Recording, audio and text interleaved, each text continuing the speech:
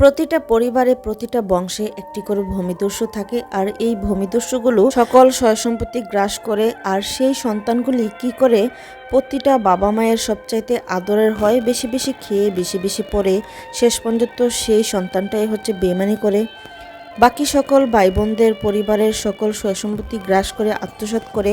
আর তারাই কিনা নিজেকে মহানভাবে মানুষের কাছে তুলে ধরে উপস্থাপন করে। তো সেই সকল মানুষদেরকে বলতে চাই, আপনারা হয়তো এখন মানুষের জমিন, ভাই বোনের জমি জামা সব কিছু হয়তো বা দখল করে আত্মসাৎ করেছেন, কিন্তু আপনি যখন এই পৃথিবী থেকে চলে যাবেন, আপনি কিন্তু 3.5 হাত মাটির নিচে যেতে হবে। চাইতে বেশি একটা কানাকড়িও আপনি কিন্তু নিয়ে যেতে পারবেন না। দিন শেষে আপনাকে কিন্তু আখিরাতে সেই হিসাব দিতে হবে।